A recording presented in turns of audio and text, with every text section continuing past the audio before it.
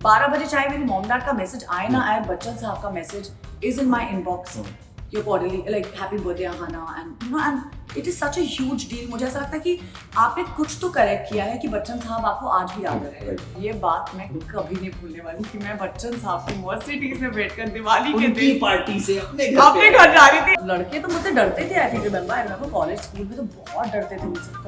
खैर स्कूल में इतना नहीं क्योंकि मैं गर्ल्स स्कूल में थी, कॉलेज में तो मैंने इतनी धमकियां दी हैं, इतनी धमकियां दी थी, 2-3 को तो मैंने खुद मुक्के मार के लाइक पुलिस स्टेशन लेकर गई हूँ। हाँ मैंने बहुत किया है। छेड़ने मतलब छू भी दिया तो मतलब पकड़ के मैं धो देती थी। मैं अपनी स्क्रीनिंग के लिए उनके साथ गई थी, मॉम डैड और मैं बीच में बैठी थी। ये क्या चल रहा है? अरे मैं क्यों बैठी हुई उनके बीच में? मैं जब भी अब फ्लाइट लेता हूँ ना और उसमें फीमेल पायलट होती है तो मेरे दिमाग में एक ही तस्वीर होकर के सामने आती है, मून एल्विस। Moon Elvis. मतलब बड़ा जबरदस्त कैरेक्टर रहा जी। And not only that, India lockdown and then Salaam Venky, इसमें आपने मेरा कैरेक्टर बिल्कुल जर्नलिस्ट। तो वो दोनों कैरेक्टर्स मुझे मतलब इतने प्यारे लगे कि मैंने मतलब बहुत लग गया मैं कि मुझे आना उमरा का इंटरव्यू। चलिए मेरी खुश नसीबी कि आपने मेरा इंटरव्यू किया मेरे दोनों कैरेक्टर्स देखकर। नहीं मैं वही कह रहा हूँ कि मतलब बड़े टाइम बाद में मुझे किसी पे क्रश हो गया है। फ्लर्ट नहीं कर रहा हूँ। थैंक्स नेशनल टीवी पर। कैसी हैं आप? सबसे पहले मैं बहुत अच्छी हूँ और बहुत खुश हूँ। बहुत खुश हैं। तो सबसे पहले तो क्यों खुश हैं हमें पता है वैसे, लेकिन फिर भी जान लेते हैं। खुश तो बहुत होंगी। यस, होना भी चाहिए। हाँ जी, क्योंकि आई थिंक 2 रिलीजेस एक महीने में, लिटरली वन आफ्टर अनदर, एक 2 दिसंबर, दूसरा 9 दिसंबर। साल अच्छा गया है। आपको हमेशा यही होता है कि जब आप कोई काम करें तो वो काम निकले और वो काम लोग देखें और ज़्यादा से ज़्यादा लोग देखें। और इंडिया लॉकडाउन की वजह से काफ़ी लोगों ने मेरा काम देखा और मुझे बहुत मैसेजेस आ रहे हैं लोगों से और एक नया रोल करने का मौका मिला। कभी सोचा नहीं था कि कभी पायलट का रोल मिलेगा, तो मधुर सर ने वो उम्मीद भी सपना, बहुत सारे लोगों का सपना होता है पायलट बनना बड़े हो गए। मेरा एक्चुअली सपना हमेशा था कि मैं एयरफोर्स में जाऊं। वो मैं अभी सपने पे आ रहा था कि मतलब क्योंकि देखो फिल्म पे इंटरव्यूज ना बड़े सारे करते हैं, बताइए कैरेक्टर क्या है, बताइए कैसे तैयारी की, यार बहुत बोरिंग। हाँ, ये वाला इंटरव्यू हम जानेंगे who is Ahana, not moon Elvis या not any character, who is Ahana. तो बनना क्या था, जैसे आप बता रही थी कि जब आप यूपी में पैदा होते हैं और यूपी में पले बड़े होते हैं तो आपका एक तो ही सपना यूपीएससी होता है। करेक्ट। तो आपका सपना वही होता है कि आप यूपीएससी के एग्जाम्स लेंगे या तो फिर आप आईपीएस ऑफिसर बनेंगे, आईएएस तो मतलब वो तो मतलब पैदा होते आईएएस, मेरी बेटी आईएएस है, तो वो सपना होता है हर माँ बाप का।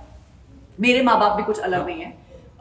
मम्मी पुलिस से, लखनऊ से, और मम्मी पुलिस से, तो मम्मी हजरतगंज सैनिटाइज पंजाबी। मैंने पहली बार वर्ड जो है वो आवाज पंजाबी यहाँ आके मैंने सुना सैनिटाइज पंजाबी। तू तड़क वाली बात ही नहीं होती है ना, क्योंकि वहां पर भी हम लोग लाइक आप तहजीब थोड़ी तवज्जो देकर बातें करते हैं। तो मुझे लगता है कि जब मैं दिल्ली गई थी पहली बार, तो वहां पर मैंने जब पहली बार ऐसे पंजाबियों को एक साथ देखा, मैंने कहा ओ माय गॉड, ऐसे पंजाबी भी होते हैं, यू नो।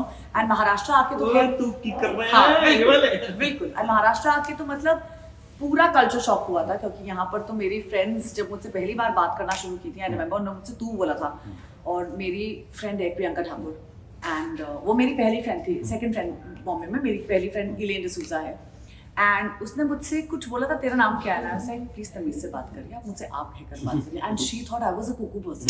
तो उसने मुझसे बोला था ये कहाँ से आई है, कौन है? तो उसने मुझसे लाइक लिटरली उसने मुझे मराठी सिखाई थी। तो मराठी सीखने का श्रेय मैं हमेशा प्रियंका ठाकुर को देती हूँ। But you know it's just कि जब आप बॉम्बे आते हैं, दिल्ली जाते हैं, तो जिस तरह लोग तू तड़क करके बात करते हैं, लखनऊ में वैसे कोई बात नहीं करता है। बिल्कुल।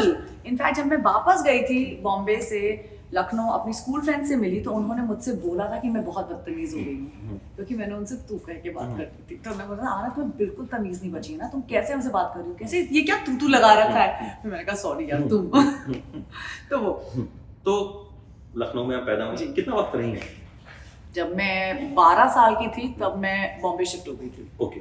तो बॉम्बे मतलब पापा की जॉब थी या why you shifted to Mumbai?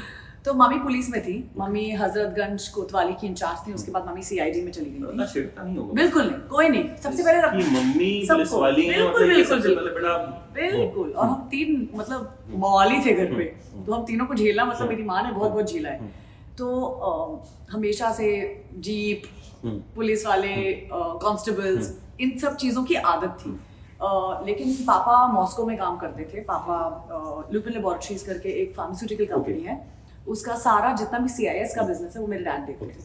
तो उनकी पोस्टिंग यूक्रेन, रशिया में रहते हैं, लेकिन उनकी सारी पोस्टिंग जो होती थी, उनका पूरा बिजनेस वो CIS का संभालते थे, जैसे उज्बेकिस्तान, कजाक, जॉर्जिया, हर जगह। और जब मम्मी पापा को, बॉम्बे एक बेस सिटी थी जहाँ पर हम लोगों ने एक्चुअली बहुत कोशिश की कि हम लोग मॉस्को जाकर रहें, तो हम लोग 2 महीने वहाँ पर रहे, लेकिन मम्मी को मजा नहीं, जमा नहीं, उन्होंने कहा ये सोवियत यूनियन नहीं होगा, इधर नहीं कर सकते हैं काम, क्योंकि उनकी posting, it was easier for her to get a posting in India, in central government, as opposed to getting it in Russia. तो उन्होंने कहा कि नहीं हम लोग बॉम्बे में रहेंगे, तो then we move to Bombay, that was the reason why. Okay, mummy की जॉब की वजह से you came to Bombay. Mom and dad दोनों के बहुत सालों से वो लोग अलग रह रहे थे। ओके जी। सो पहली बार एक्टिंग का कीड़ा कब काटा, या मतलब एक्टर बनना नहीं था, बाय चांस बने, क्या बनना क्या था? मुझे एक्टर बिल्कुल नहीं बनना था, मेरा बहुत सिंपल था कि मैं यूपीएससी के एग्जाम्स लूंगी और या तो मैं फोर्सेस में जाऊंगी, तो मेरा हमेशा से वो था कि मुझे एयरफोर्स में जाना है या पुलिस वाली बनना है। 2 ही चीजें थी, क्योंकि आजू बाजू, हाँ, क्योंकि सारी मासियाँ पुलिस में है, सारी मम्मी की फ्रेंड्स पुलिस में है, मम्मी पुलिस फैमिली है। हाँ, मतलब सॉरी, मुझे क्रश नहीं है, मैंने ऐसी भावनाओं में बह के बोल क्रश कर दिया। दिया। नहीं, बट क्या होता है कि जब आपकी परवरिश एक कोतवाली में होती है और आपके आजू बाजू सिर्फ आप पुलिस वालों को देखते हैं, तो आपको भी ऐसे लगता है कि भाई पावर तो है, तो ये करना है जॉब, मतलब लोग डरते तो हैं, तो हाँ, मतलब बिल्कुल अलग ही था। मैंने कहा यार ये डंडेबाजी मजेदार लग रही है जॉब, तो आई थिंक मुझे उसकी वजह से बहुत इंटरेस्ट था। बट मॉम को ये था कि तुम फॉरेन सर्विसेज करो, तो अगर पढ़ना है और यूपीएससी एग्जाम को सब लेने हैं, तो उसके बाद तुम IFS का उसका एंट्रेंस देना और तुम IFS ऑफिसर बनना, एंड प्लीज इंडिया में मत रहना, बाहर चले जाना। तो हमेशा से यही था, थॉट यही था। लेकिन आई थिंक स्कूल के टाइम क्या हुआ, जब वो समर वेकेशंस होते ना between your college and school के बीच में, बॉम्बे में मई जून के, तो मेरी कुछ फ्रेंड्स ने पृथ्वी थिएटर ज्वाइन किया था और हम लोगों ने एक वर्कशॉप की थी वहाँ पर, समर टाइम में पृथ्वी करके। तो उस समय मैंने नीरज कवि की पहली वर्कशॉप की थी और वहीं से कीड़ा लगा। मैंने कहा यार ये तो बड़ी मजेदार चीज़ है, तो मैंने टिकट्स बेचने शुरू किए पृथ्वी में। मैंने फेस्टिवल थिएटर में टिकट्स बेचे, मैंने टिकट्स बेचे ब्लैक में, क्या वैसी नॉर्मल, लाइक मैंने लाइक टिकट्स होते थे जितने भी नाटकों के प्लेस होते थे, तो हम लोग, मैं टिकट काउंटर के पीछे बैठती थी। मैंने बुक शॉप में काम किया है उसकी, मैंने फेस्टिवल्स के टाइम बहुत काम किया है, फेस्टिवल में मैंने संजना को असिस्ट किया है, तो मैंने ऐसे बहुत काम किए पृथ्वी थिएटर में, जिसकी वजह से मैं पृथ्वी से जुड़ गई। और उसके बाद आई think it was natural. College में मैं हमेशा प्लेस डायरेक्ट कर रही थी, फैशन शोज डायरेक्ट कर रही थी, कोरियोग्राफ कर रही थी, कुछ ना कुछ मेरा लगा ही रहता था। तो मॉम को ऐसे लगा कि इसका इंटरेस्ट है क्रिएटिव आर्ट्स में। तब उसके बाद उन्होंने मेरे ग्रेजुएशन के बाद उन्होंने मुझे कहा कि तुम फिल्म स्कूल जाओ। ग्रेजुएशन किस में किया? मैंने एडवर्टाइजिंग और कॉमर्स में किया था। ओके। तो मैं एक्चुअली कैड एजेंसी में काम कर रही थी। ओके। मैं लोल टास्क करके कैड एजेंसी है, मैं उसमें काम कर रही थी, और उसके बाद फिर मैंने वो सब छोड़ छाड़ के straight film school join. Mom ने सपोर्ट की? हाँ। When she saw कि बेटी का इंटरेस्ट पुलिस वाली बनने में नहीं है, तो पुलिस वाली ऑन स्क्रीन बनने का, पुलिस वाली ऑन स्क्रीन तो फिर आप सब बन सकते हो ना, सब बन सकते, डॉक्टर, इंजीनियर, सब बन सकते, पायलट भी बन गई, जर्नलिस्ट भी बन गई। तो देन हाउ थिंग्स हैपेंड, मतलब क्या स्ट्रगल रहा बिफोर द फर्स्ट प्रोजेक्ट? वो एक बड़ी, because you are already based in Mumbai, तो नॉर्मली जो स्ट्रगलर्स होते हैं उन्हें घर ढूंढना पड़ता है जहाँ 5 लोग रहते हैं, ठीक है, वो कहते हैं हम आधा अंडा खाते थे, ऐसी बहुत कहानी और फैक्ट है, ऐसा नहीं मतलब नहीं करेक्ट है। You were like blessed to be living in Mumbai? Yeah, of course, I can say that, but it was not easy. जब हम फिल्म स्कूल से बाहर निकले, मैं विस्लिंग वुड्स में थी और मैं पहले बैच की थी। अच्छा। हाँ, हम लोग पहले, मैं, शशांक खेतान, पावेल, काफी लोग हैं। हाँ, he is also from my batch. So I'm saying कि हम लोग काफी लोग फर्स्ट बैच से, हम काफी टेक्नीशियंस हैं जिनको आप नहीं जानते होंगे। पावेल के जो कजन है मेरे बॉस, सुनील, पावेल के जो कजन है, कौन है? पावेल के कजन है सुनील गोस्वामी। अच्छा, He is my boss.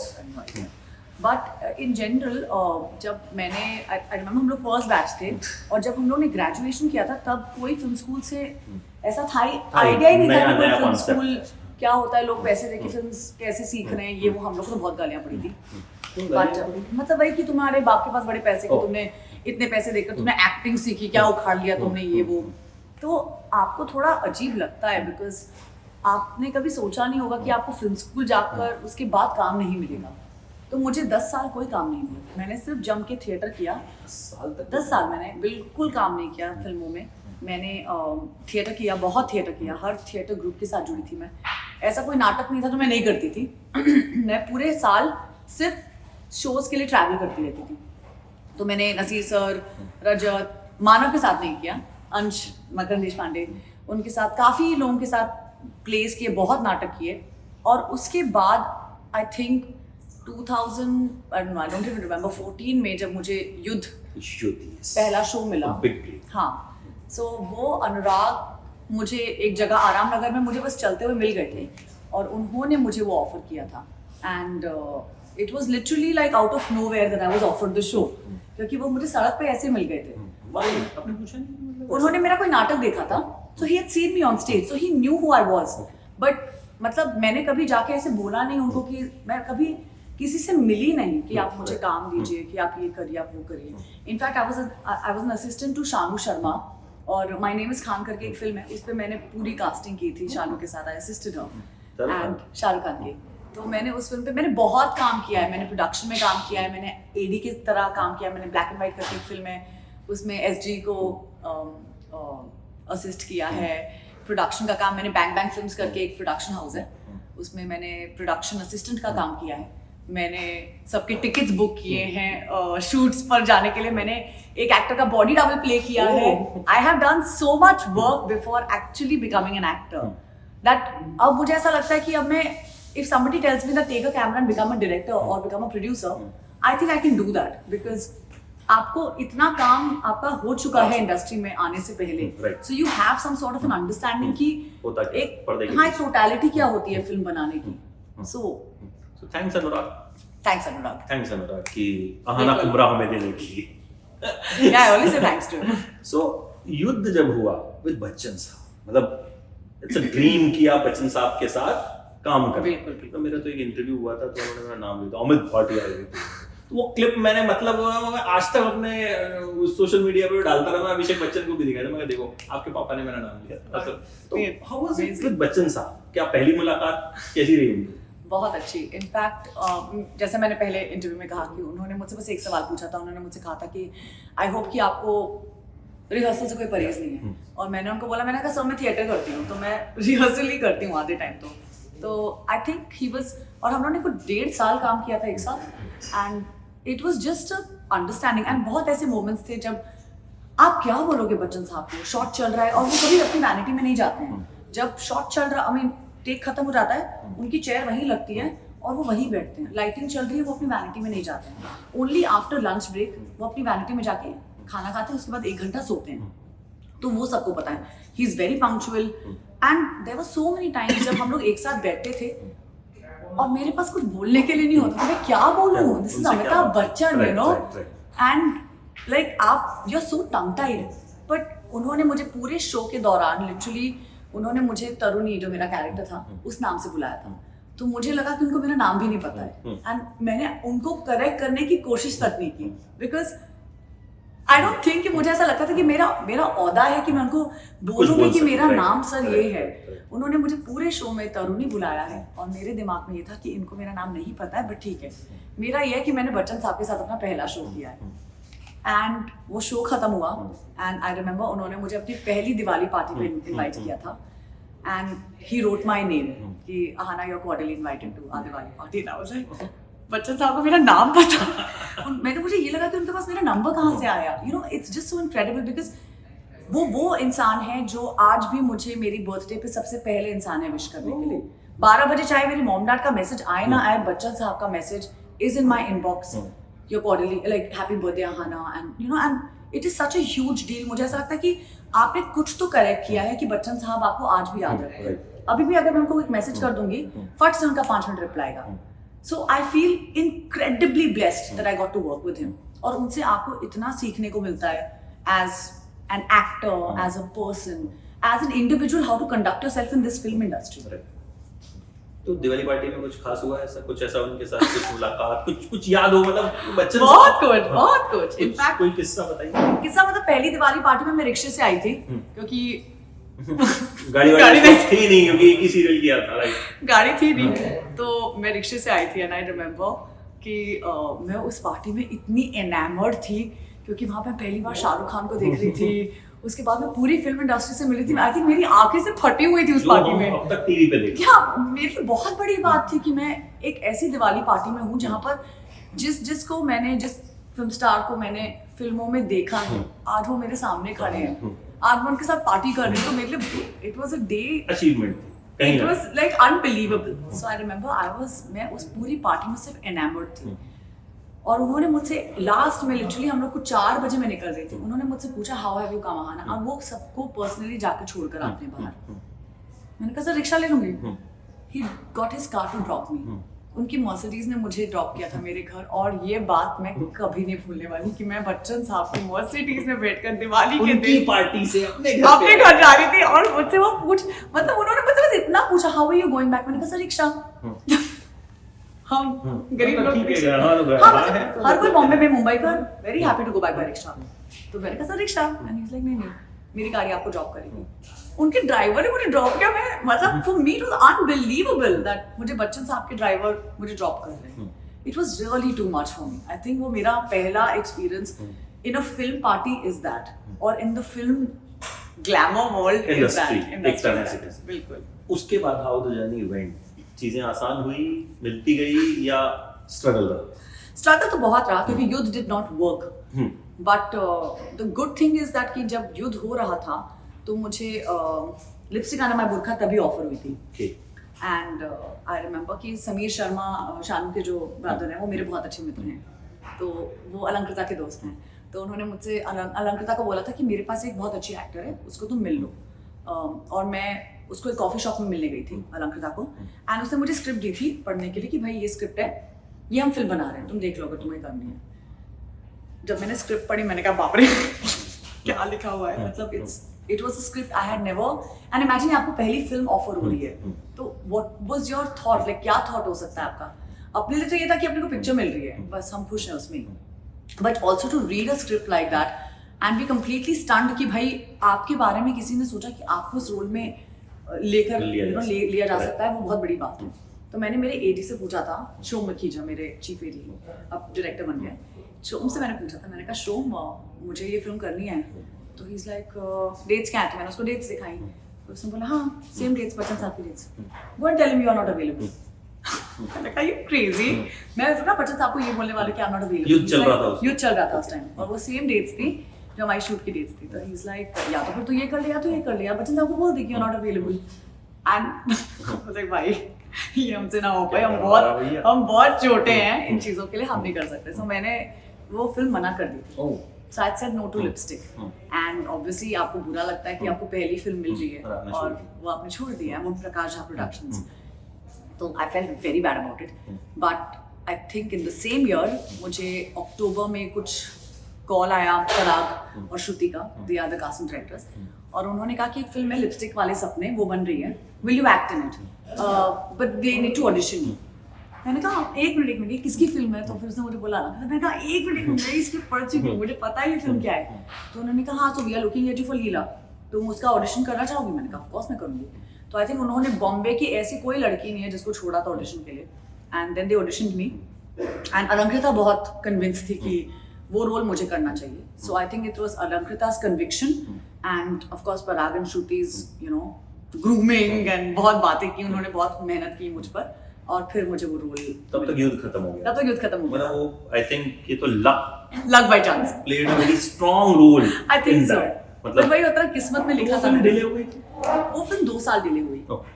हमने 2014 में शूट की थी वो फिल्म एंड 2017 में रिलीज हुई. नहीं मिलने में आपको, जैसे आपने कहा पहले ऑफर हुई, हाँ फिर निकल गई थी, फिर वो रुक गई थी फिल्म. तो हाँ वो रुक गई थी. तो उन्होंने मुझे बोला कि वो फिल्म रुक गई थी क्योंकि कास्टिंग नहीं हो पाई थी, डिले हो गई. तो that was like what are the chances.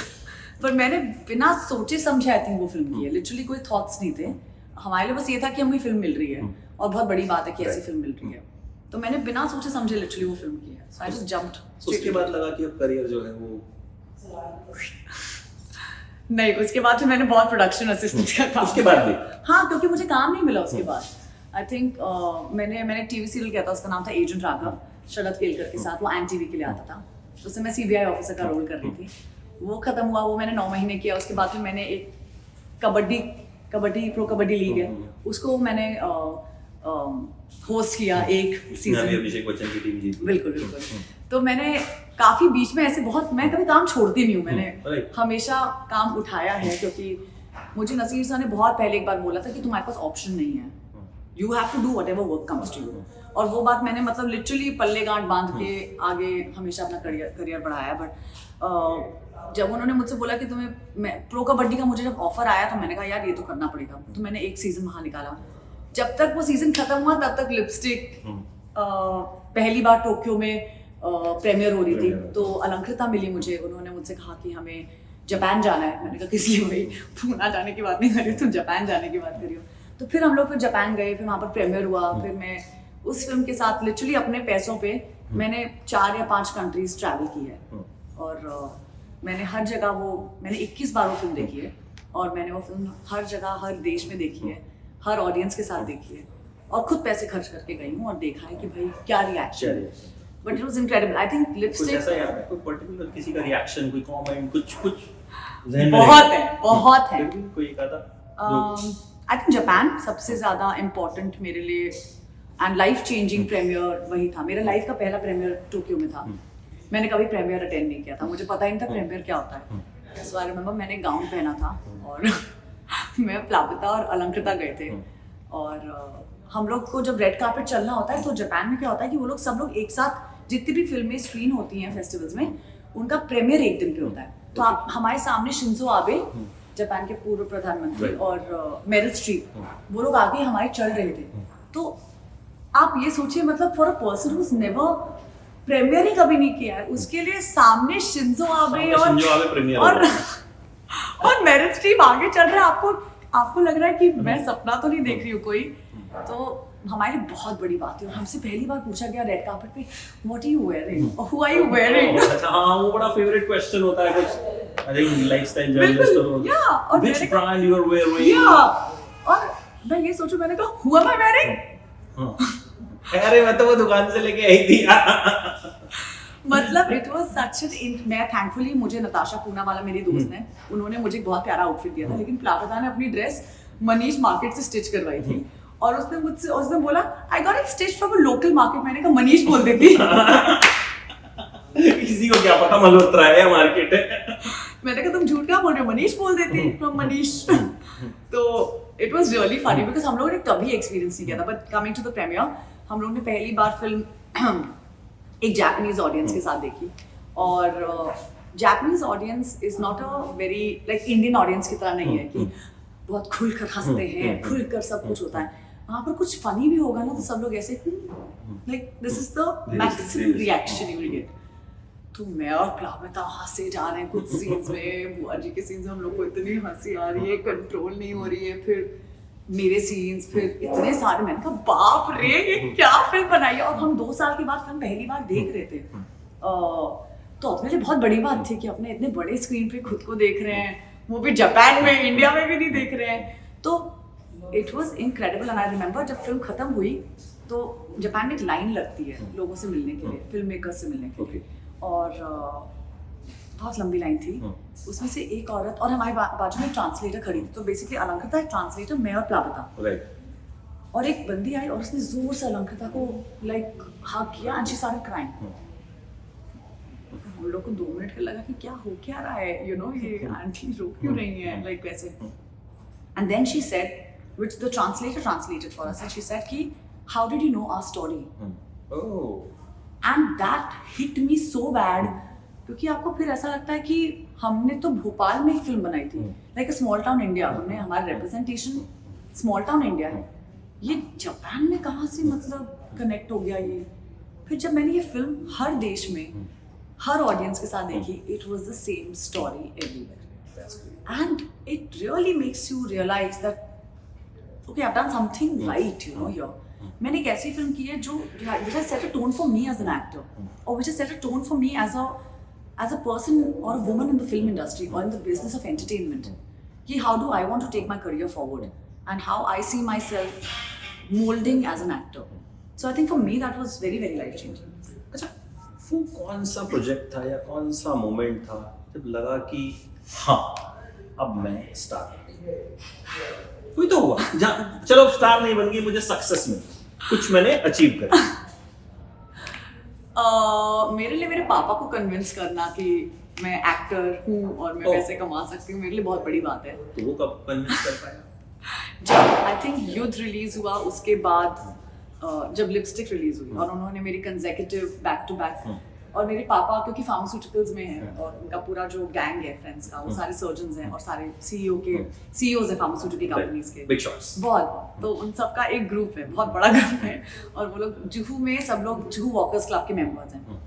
और जब वो सुबह सुबह पापा, एक बार आई रिमेम्बर कि तो हमारे घर में ऐसा है कि Sunday mornings are very important, हम लोग सब, मैं और मेरी बहन रन के लिए जाते हैं और मेरे पापा जुहू जाते हैं अपने फ्रेंड्स के साथ। Yeah we are 2 sisters and 1 brother। 2 sisters।